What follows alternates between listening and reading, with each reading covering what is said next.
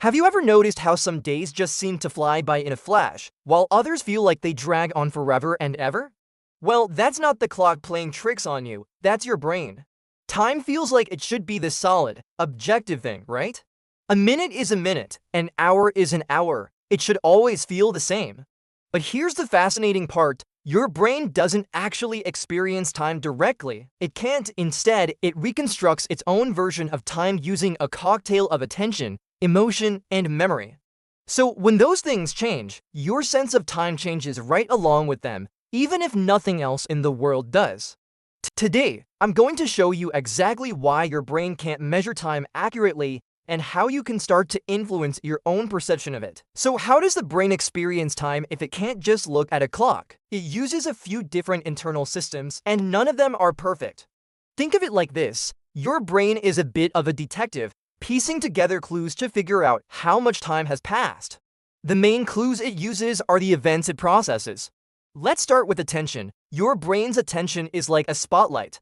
When you are intensely focused on something, you're processing a lot of information about that one thing. Time seems to shrink. This is why when you're absorbed in a great movie or a deep conversation, hours can feel like minutes.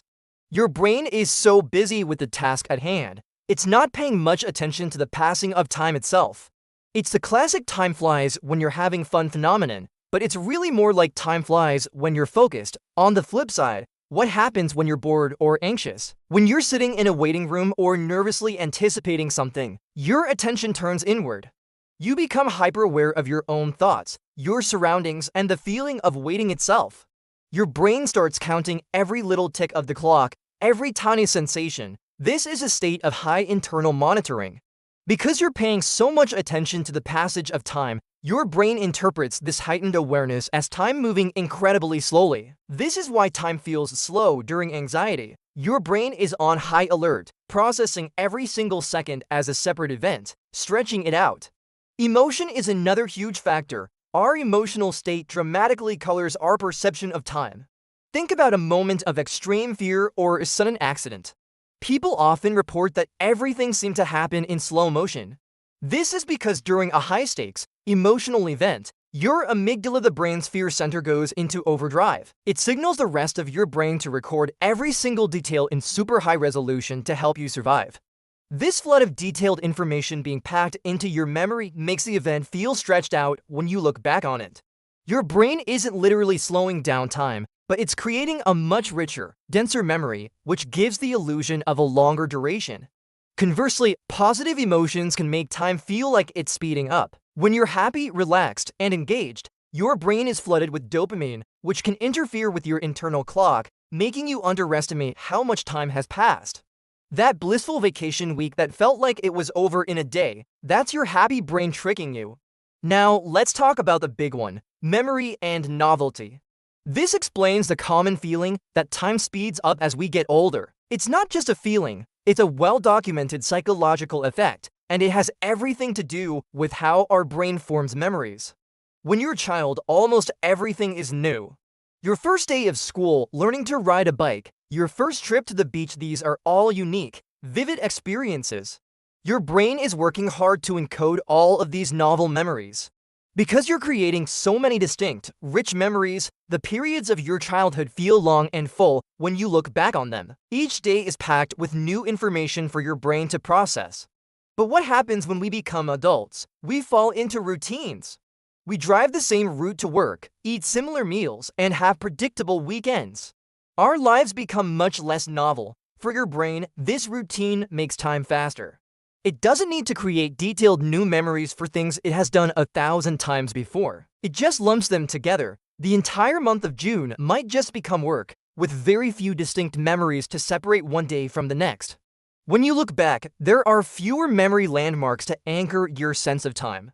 As a result, entire weeks, months, or even years can feel like they've just blurred together and vanished. This is a key part of the psychology of time. Your retrospective judgment of time, how long a period felt in the past, is based on the number of new memories you formed during that period.